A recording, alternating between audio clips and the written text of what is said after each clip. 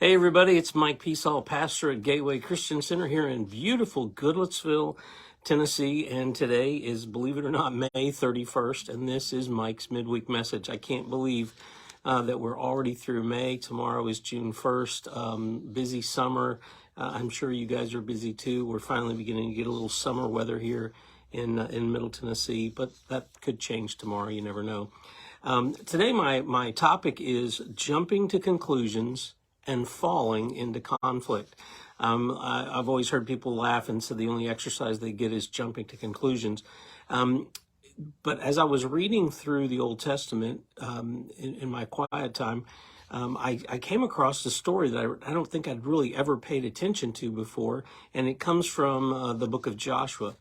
And what had happened, if you don't know this story, so the children of Israel, they've been wandering through the wilderness. They were, going through a time of purification, and there was an entire generation that was gone by the time they got to the promised land. And before they go into the promised land, all of the tribes, the 12 tribes, there were 2.5 tribes that are saying, hey, look, they said to Joshua, hey, look, we want to stay on this side. We want to make our home on this side of the river. And so there was an agreement. They said, okay, well, you can do that. However, you must send your men over with us, and you must help. Your 2.5 tribes have to help the other tribes capture the land. And so they do that, and there's all these incredible battles, and the Bible is full of these incredible stories. And so the battles are over. Everybody's kind of gotten settled into where their new land is going to be. All the different tribes have the land. They've established these places of refuge where that there's allowance for different things that might happen. All that is happening in there. And then it's time for the 2.5 tribes to go back and to establish now their new homes. And so that's where we read in Joshua chapter 22, verses 9 through 34 is the story, but we're not going to read all that. But verse 9 says, so the people of Reuben and the people of Gad and the half tribe of Manasseh returned home, parting from the people of Israel at Shiloh, which is in the land of Canaan, to go to the land of Gilead, their own land, of which they had possessed themselves by command of the Lord through Moses.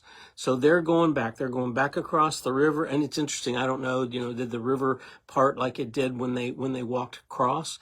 Did they have to swim back across? I don't really know. But they'd done what they'd agreed to do. They fought side by side with all these other tribes, with all these other men. They'd had incredible victories. They'd had some, they really had, bonded over this experience, I'm sure. For those people who fought in the military during active wartime, they say that the brothers that you make in the battle, they'll be your brother forever. So then we get to verse 10. Okay, this makes sense to Reuben and Gad and the half tribe of Manasseh. And when they came to the region of the Jordan, that is the land of Canaan, the people of Reuben and the people of Gad and the half tribe of Manasseh built there an altar by the Jordan River, an altar of imposing size. So they build this big altar. Well, you know what? They've seen God do some incredible things. They get back and they think, you know what? We want to build an altar. We want to build an altar just kind of stating what God has done for us and establishing that, on this side of the river, God is the God of this side of the river as well as the God of that side of the river. But here's what happens immediately in verse 11. And the people of Israel heard it, said, behold, the people of Reuben, the people of Gad, and the half tribe of Manasseh have built the altar at the frontier of the land of Canaan, in the region about the Jordan, on the side that belongs to the people of Israel. And when the people of Israel heard it, the whole assembly of the people of Israel gathered at Shiloh to make war against them. They had been together, fighting together all these years. And it was, it's like, man, you guys, you helped us take our new territory, and this is awesome. And just this one thing happens, and they perceive it, they hear it, and they perceive it as a negative thing. They hear it and perceive it as a slight against God. They hear it and perceive it, and they jump to that conclusion, and they immediately are ready to go into a conflict with the very men who just helped them take the land. Okay? So all this goes on, and then you finally, if you read through the story and you see the way that they kind of go back and forth. In verse 22, this is what they said: the mighty one, God the Lord, the mighty one, God the Lord, he knows, and let Israel itself know. If it was in rebellion or a breach of faith against the Lord, do not spare us today. So this is the 2.5 tribes that have gone to them, and they've said, look, the mighty one, God the Lord. If we've done any of this with ill intent, if we've done any of this to somehow go against the God of all gods, then he can do whatever he wants to us. But they're going to explain. For building an altar to turn away from following the Lord, that's not what was happening. If it was in rebellion or in breach of faith against the Lord, do not spare us today for building an altar to turn away from the following of the Lord. Or if we did so to offer burnt offerings or grain offerings or peace offerings on it, may the Lord himself take vengeance. So, look, if we built this with the wrong intention, if we built it because we're going to do something that goes against the Ten Commandments, it goes against what we've learned from Moses, it goes against what the priests have told us we can do, then God you're welcome to do whatever you want to us. But then he says in verse 24, no, but we did it from fear that in the time to come, your children might say to our children, we have, what have you to do with the Lord, the God of Israel? See, they were planning ahead. They were thinking, okay, so this generation, we know each other. We know what we have in common in our belief in Yahweh. But what about when your children and our children, they don't remember this? They weren't there. They are only going by what they hear. And then all of a sudden, your children look over at us and say, well, what do you know about the Lord? That's why they built that altar, because the altar wasn't necessary. It was not for them to offer sacrifices and everything. They weren't supposed to do that. But the altar was there so that anybody coming back across the Jordan would know you are still in God's country. You are still this is still a people who believe in the same God that you believe in. For the Lord has made the Jordan a boundary between us and you, you people of Reuben and you people of Gad. You have no portion in the Lord, so your children might make our children cease to worship the Lord. He's going on with, here's what might have happened if we didn't build this altar. Therefore, we said, this was their justification, let us now build an altar, not for burnt offering, not for sacrifice, but to be a witness between us and you, and between our generations after us, that we do perform the service of the Lord in his presence with our burnt offerings and sacrifices and peace offerings. So your children will not say to our children in time to come, you have no portion in the Lord.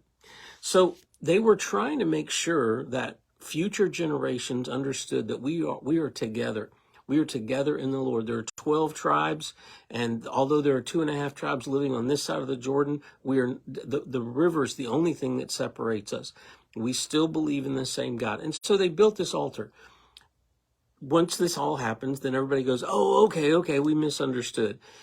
There are so many times if we just stop and take a breath and communicate with somebody, stop, ask some questions, find out what's going on, instead of jumping to that conclusion, which will lead always into falling into conflict. If we'll stop and just ask some questions.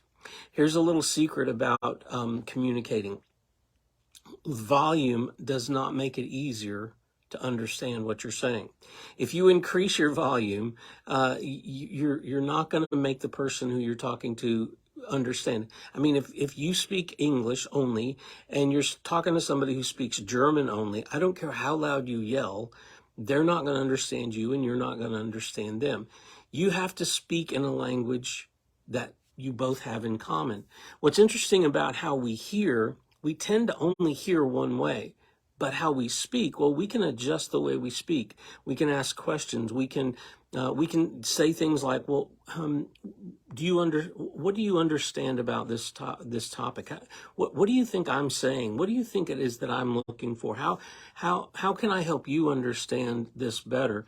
And then find that common ground that you have and actually be able to communicate. It's really important that when you walk away, let your priority be this. Let your priority be that you understand what the other person is saying.